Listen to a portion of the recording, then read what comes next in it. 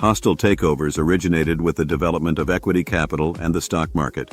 The first recorded case occurred in 1901, when J.P. Morgan bought the shares of Carnegie Steel and merged it with other assets, creating U.S. Steel.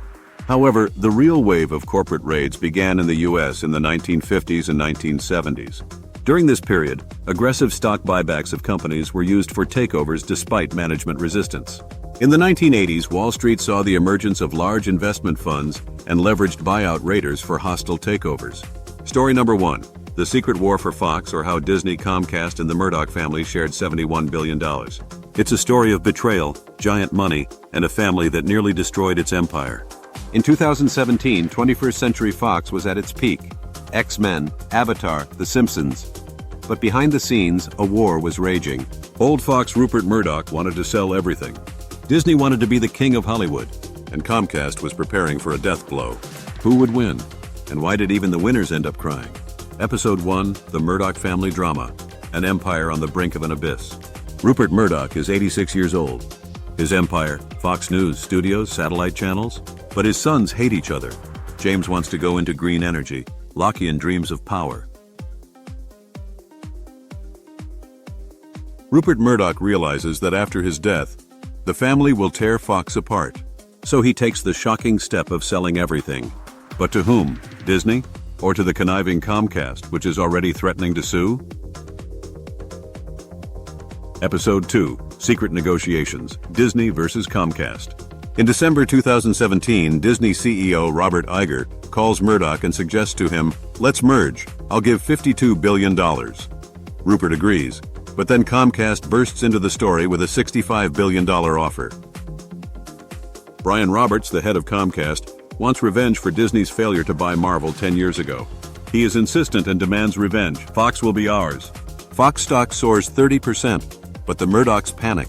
The Comcast deal will destroy Fox News, their golden goose. The Murdoch family is torn as they face a choice, money or power. Episode 3, Betrayal and Blackmail, How Disney Won. Murdoch's son James hates Fox News. He considers it a disgrace to the family. He secretly negotiates with Iger and promises, "I'll talk my father into it, but Disney must buy everything, including a stake in Hulu." Iger agrees, but Comcast won't give up. They threaten an antitrust suit. Then Disney goes to the trick, announces that he will sell part of the channels to appease the regulators. Rupert is furious. "You're destroying Fox." But it's too late. In March 2019, the deal is closed. Deal price? $71 billion. An insulted and humiliated James Murdoch leaves the family and calls his father a tyrant. Epilogue. Who really won and who lost? Disney ended up with Avatar and X-Men, but what became of Fox? The 4,000 employees were laid off. The legendary 20th Century Fox studio was renamed. All that was left of the story was the font. Fox News stayed with the Murdochs, but ratings are dropping. Viewers are furious at the treason. A year later, Disney launches Disney Plus and floods it with Fox content. Subscribers cheer, Disney stock rises. But fans of The Simpsons noticed. All the scenes with guns and alcohol were cut from the show. Disney censorship, they're shouting on social media. And Rupert Murdoch? In 2023, he sells Fox News for a mere $1 billion. The circle is closed. What's next? Word is Apple will buy Disney. Elon Musk wants to turn Twitter into a super app. And Comcast? They're still dreaming of revenge. But remember, in a world where giants swallow each other, we always pay the price. Money, freedom of choice, and our favorite shows. What do you think is next? Tomorrow, maybe we'll tell you how Amazon stole your home with smart speakers. Story number 2, the battle for Nabisco.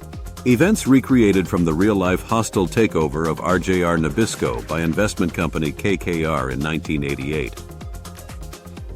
Actors: Ross Johnson, CEO of RJR Nabisco, initiator of the buyout of the company. Henry Kravis, founder of KKR, a leading player in the financial world. Peter Cohen, head of Shearson Lehman Hutton, a Johnson-backed bank. William Simon is one of Kravis's main competitors and also wants to buy the company. RJR Nabisco's board of directors makes the final decision on the company's fate. Episode 1, Great Ambition, Place and Time of Action. New York City, RJR Nabisco headquarters, fall 1988. Ross Johnson, president of tobacco giant RJR Nabisco, is convinced that his company is worth more than the stock shows. He envisions a revolutionary move, a management buyout, MBO, of the company, allowing him and his team to control the business themselves. Together with investment bank Shearson Lehman Hutton, he devises a plan, a leveraged buyout, LBO. This means that the company will take on huge debts, but control will be in the hands of management. Johnson announces the plan to the board, $75 per share, totally $17.6 billion. The board begins to consider the proposal. Episode 2. Entry of the Predators, Scene of Action, KKR's office, Manhattan. As word leaks out to the press, Henry Kravis, KKR's founder, enters the scene. He is a master of leveraged transactions. To him, it is unacceptable that anyone else would conduct such a large takeover. Kravis calls Johnson, "You broke tradition. You should have come to me first." But Johnson has already made a deal with Shearson Lehman Hutton and won't change his plans. So Kravis goes on the attack. He prepares his own offer, $90 a share. The board of directors must now consider two offers, but the game is just beginning. Episode 3. The Battle of the Bids. The scene, the offices of the biggest banks on Wall Street. Investors are debating who will give the best money. Investor William Simon steps in and offers his version of a deal. The board announces an auction. Whoever offers the most gets the company. Johnson and Shearson raise the bid to $92 per share. Kravis and KKR counterattack, $94. Johnson is furious. He goes to the extreme, $100. But Kravis doesn't back down, $109. Episode 4. The Final Blow. The scene. A closed-door meeting of the RJR Nabisco Board of Directors. December 1988. After much negotiation and risk analysis, the board selects KKR. The deal is worth $31 billion, the largest takeover at the time. Ross Johnson is forced to resign. The board fears that his control could lead to the destruction of the company. He leaves with substantial compensation but a loser. Henry Kravis celebrates the victory. He gains control of RJR Nabisco, but with huge debts. Episode 5, The Aftermath. The takeover does not turn out to be as brilliant as expected. KKR tears the company apart. Some assets are sold. Nabisco is eventually taken over by Mondelez International. The bet on leverage turns out to be problematic.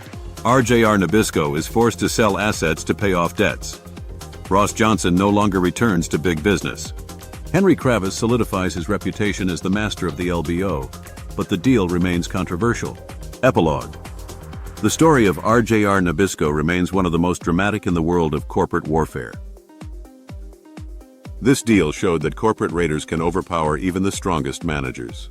The big money game always requires sacrifice. To be continued. In Part 2, we'll continue with a look at the biggest hostile takeovers and mergers in history.